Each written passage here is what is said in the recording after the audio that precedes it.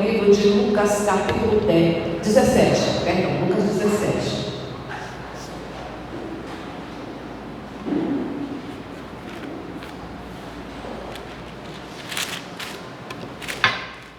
Vamos tirar aqui rápidas lições aqui dessa história.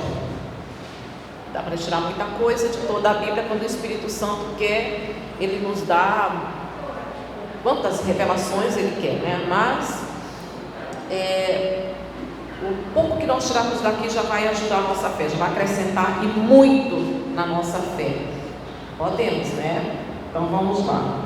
Vamos falar aqui sobre a fé, sobre o poder, a eficácia e o resultado de uma fé genuína em nome de Jesus.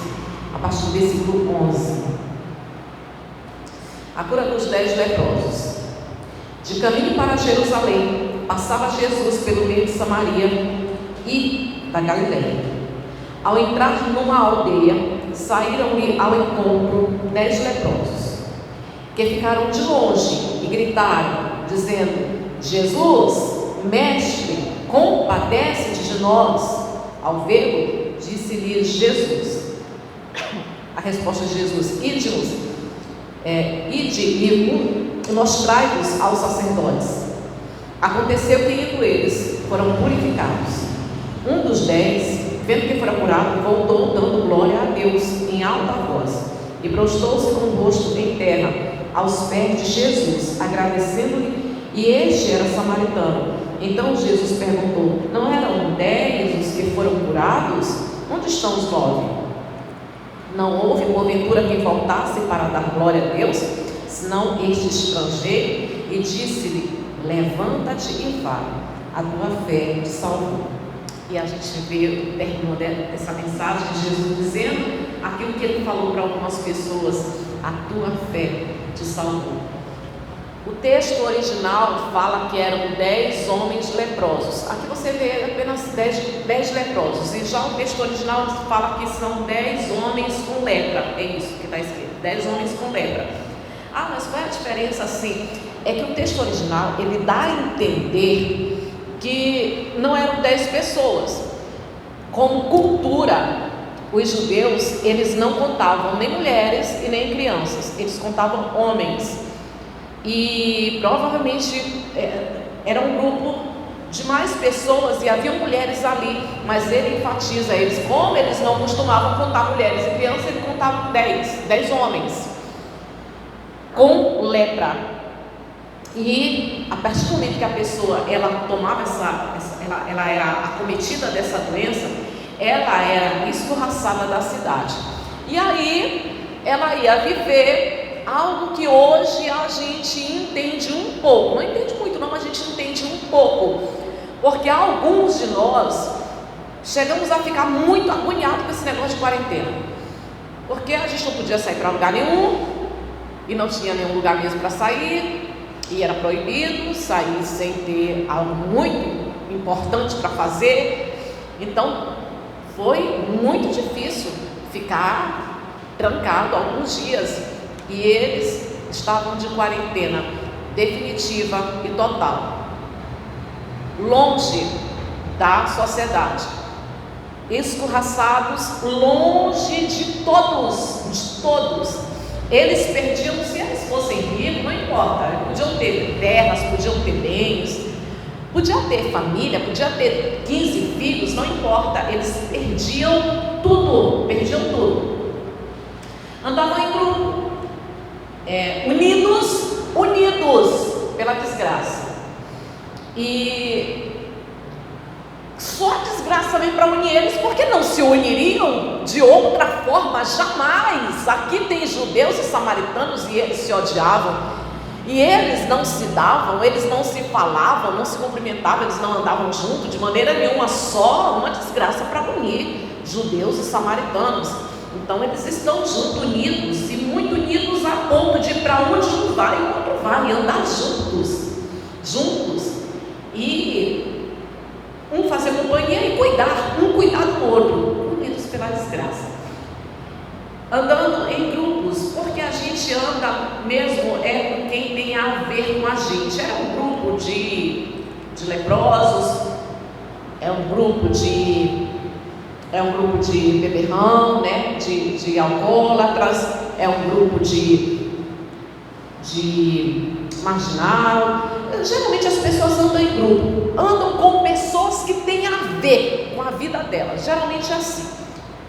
Uma pessoa viciada, ela anda com outros viciados.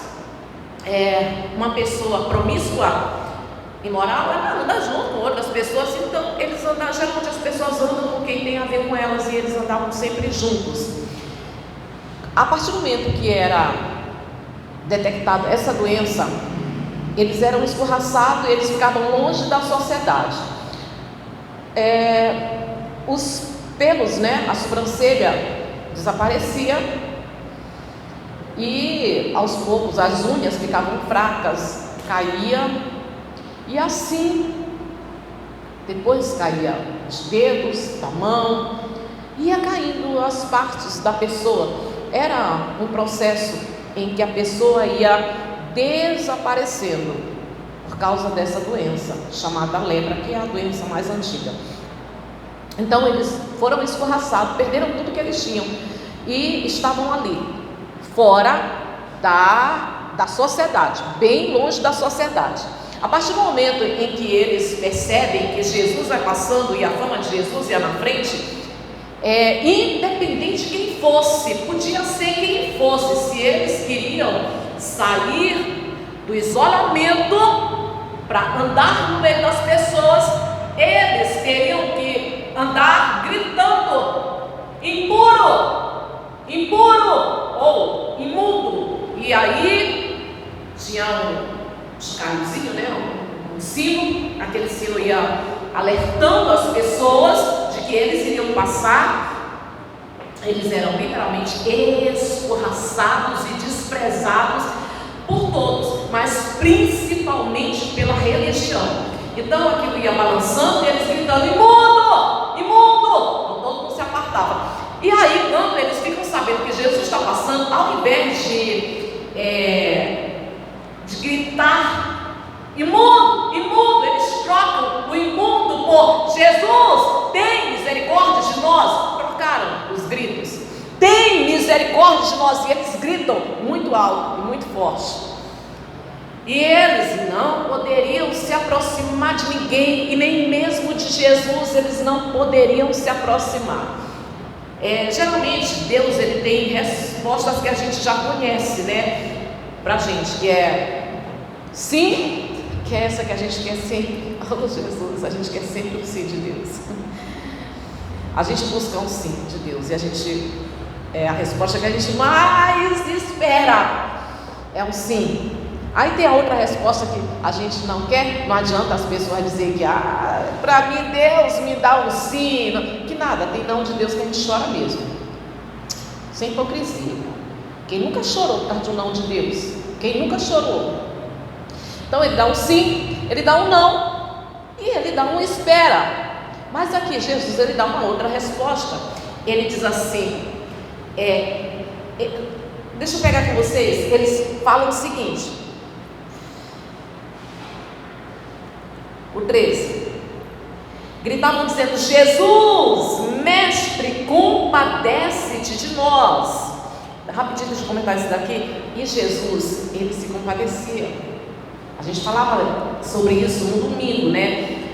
Compaixão e misericórdia. Compaixão é o sentimento que você tem pela miséria, pela necessidade, pela doença, pela deficiência das pessoas, pelo estado de vida das pessoas. Compaixão.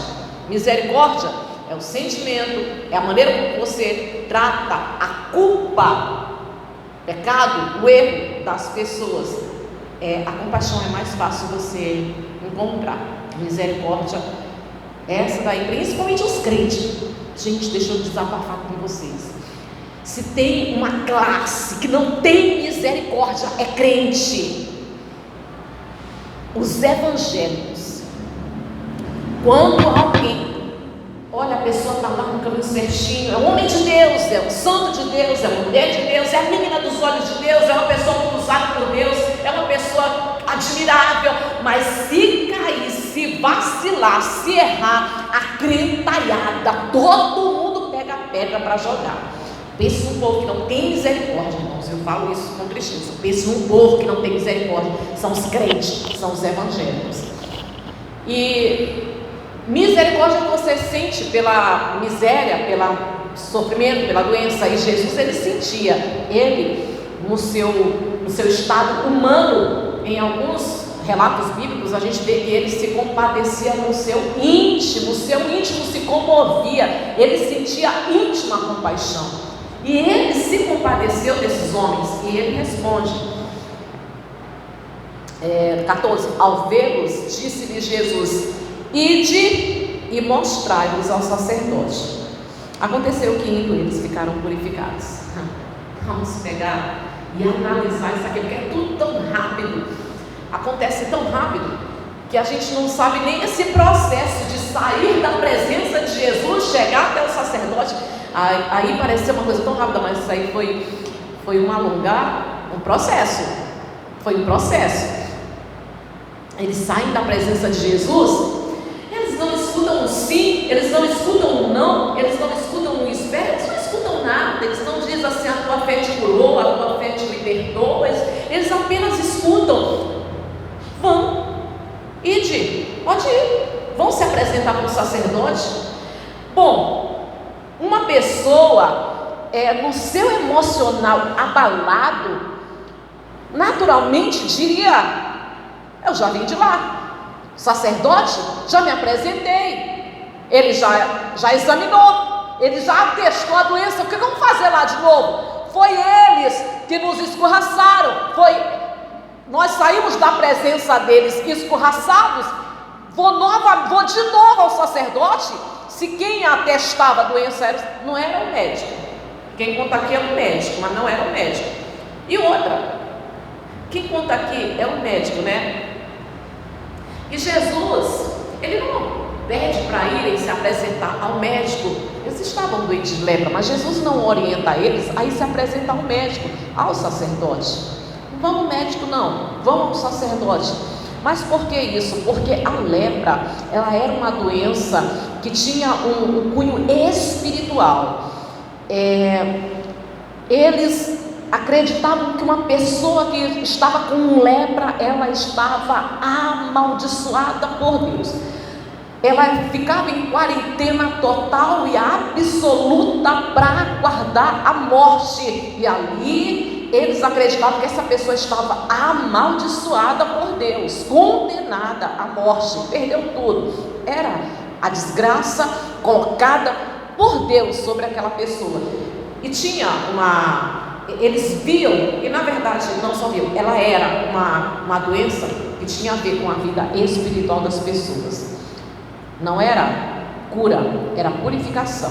Não era uma cura, era uma purificação. Eles saem da presença de Jesus até chegar ao sacerdote. Saíram leprosos da presença de Jesus. Saíram leprosos. Olha, eu vou falar por mim, por alto assim. Se não acontece um milagre imediatamente, e ele não disse um sim, ele não disse: a tua fé te curou, ele não disse nada disso. Eu olho para mim, estou leprosa, eu saio dali. O que eu vou fazer no sacerdote? Eu já fui lá. Logicamente, esse caminho é um caminho onde a pessoa vai ser bombardeada por Satanás na mente. Vocês vão ser escorraçados de novo. Vão do sacerdote, olha para a tua mão, olha para você está com lepra.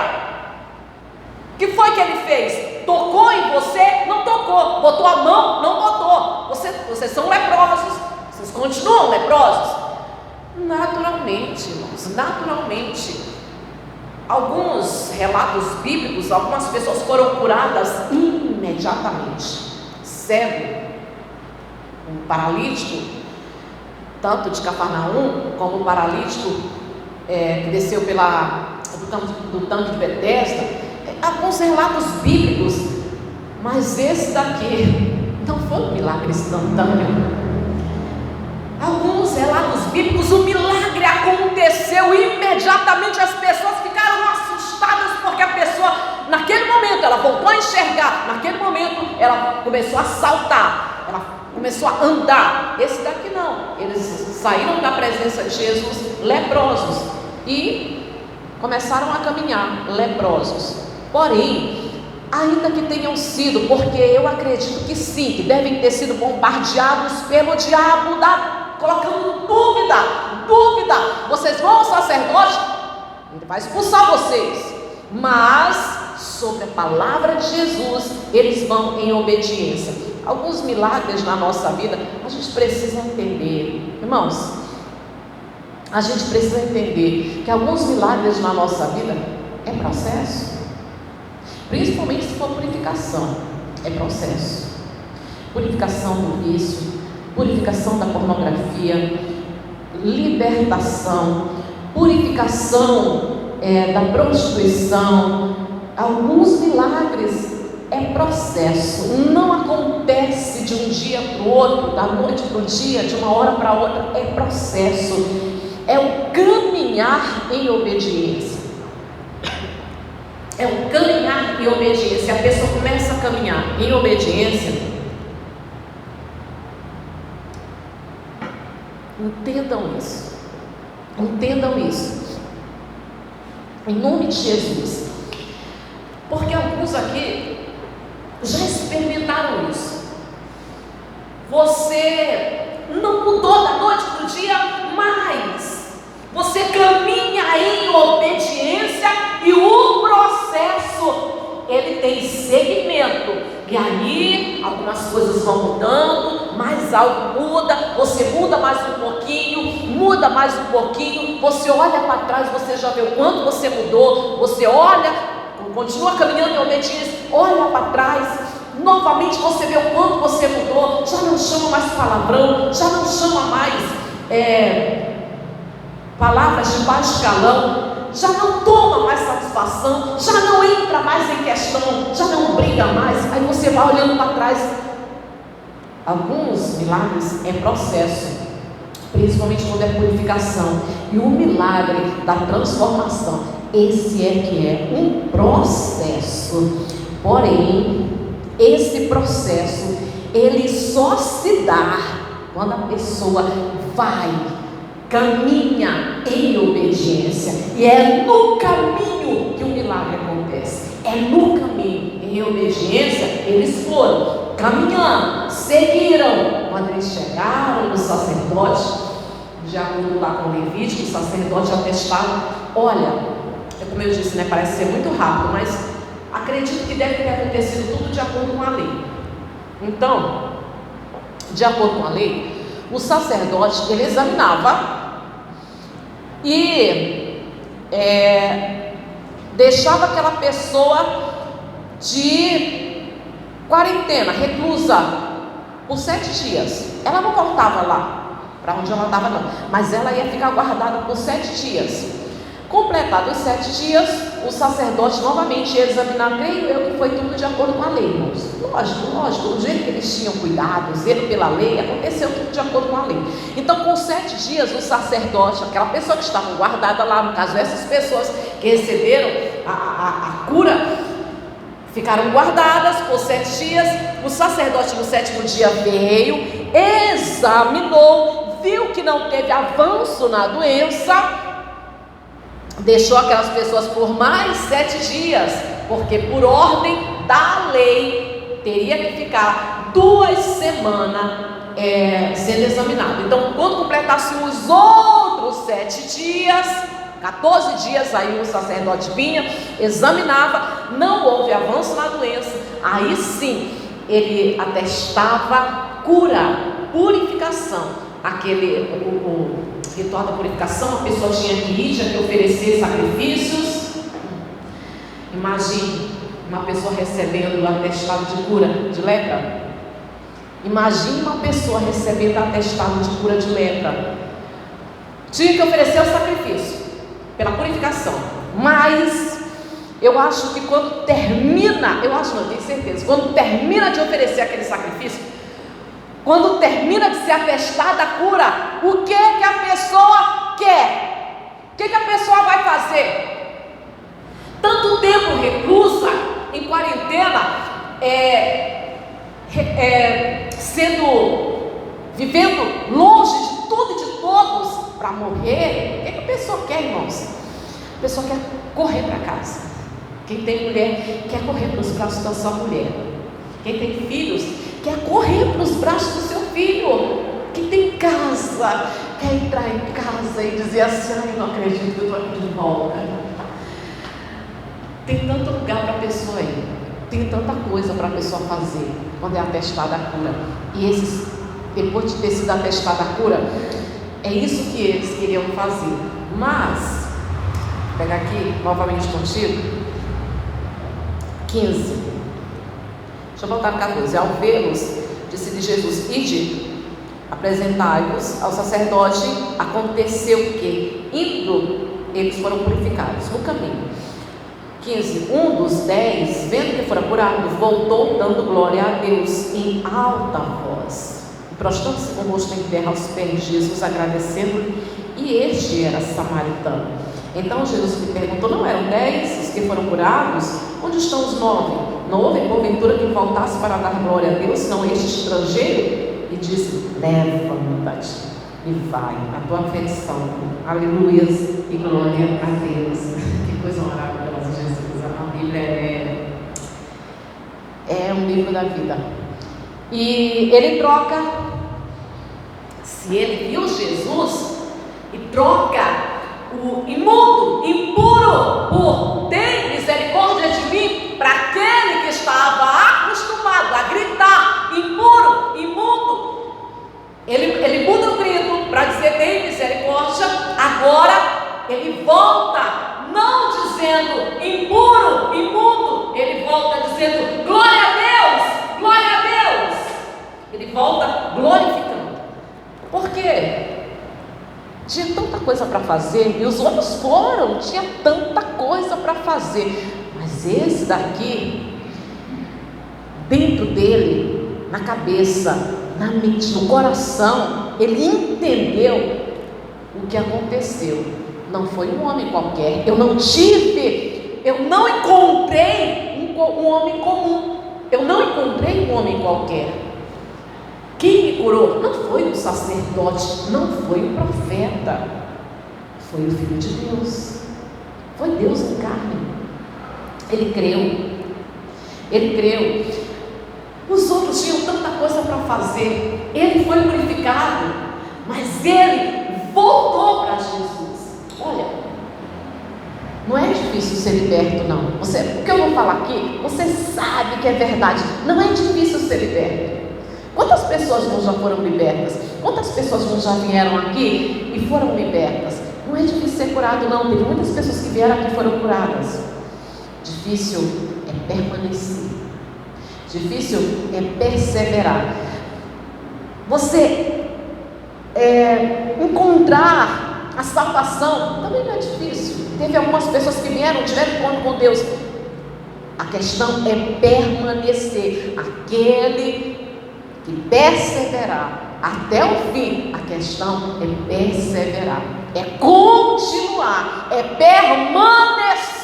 É só quem permanece, é só quem persevera que é salvo até o fim. Ele entendeu que com quem ele se encontrou não foi com um homem qualquer, mas aquele homem, ele teve um ato de divindade. O que ele fez atestou a divindade dele. Ele é Deus. Um homem qualquer não faria isso, ele é Deus. E o apóstolo Paulo, ele explana para a gente poder entender melhor, lá em Romanos capítulo 10. Capítulo 10. Aí o apóstolo Paulo ele explica, o que aconteceu com este homem. E ele era samaritano. E os samaritanos não se davam com os judeus. Aí vamos pensar assim: cadê os outros? E os outros, provavelmente judeus. Será que o ódio voltou? e se separaram, se dispersam, não queriam, será que voltou o ódio? Ou talvez, para não serem mal vistos, andando com o samaritano, se separaram novamente? Bom, irmãos, eu não sei, eu estou só especulando, tá? Porque a gente lê e a gente procura entender. E esse era samaritano, e quando Deus, aquele que aceita a graça e a salvação, Deus não faz distinção de grego, de samaritano, de nada. Não tem distinção. O apóstolo Paulo ele fala a respeito disso, né? Capítulo 10 de Romanos, a gente pega a partir do 8. Porém, que se diz, a palavra está perto de ti na tua boca e no teu coração. Isto é, a palavra da fé que pregamos. Se com a tua boca confessares Jesus como Senhor e em teu coração creres que Deus o ressuscitou dentre os mortos, serás salvo. Porque com o coração se crê para a justiça e com a boca se confessa a respeito da salvação. Dá uma pausa. Ele foi curado. O que ele queria? Cura, misericórdia, cura. Para voltar à vida normal, para voltar à sociedade, os outros, se eles queriam cura, eles conseguiram. Todos eles conseguiram. E os outros, que maravilha, voltaram para a sociedade, voltaram para a vida normal, voltaram para os seus trabalhos, voltaram para as suas famílias, para os seus amigos, voltaram para a sua classe social, voltaram, todos voltaram, que maravilha, voltaram à normalidade. Mas ele não ia para outro lugar sem antes priorizar aquele que encontrou. Ele sabe que não era um homem comum.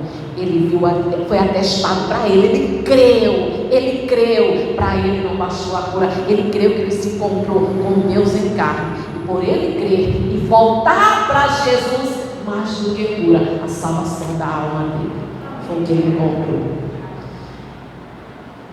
Encontrar Jesus, muitos encontram, mas o que realmente vai definir a nossa vida é o permanecer. Porque aquele que perseverar até o fim, esse será salvo. Que a gente sempre possa reconhecer que Jesus é misericordioso conosco, porque ele fez um milagre na vida daquele homem, na vida daqueles homens, na vida daquele grupo, e ele volta para agradecer. Nós precisamos ser gratos, que é uma coisa que está extinta, né? Gratidão, mas nós precisamos ser gratos todos os dias, porque todos os dias nós provamos dos milagres de Jesus. Amém? Vamos orar? Se coloque de pé em nome de Jesus. Louvado seja Deus.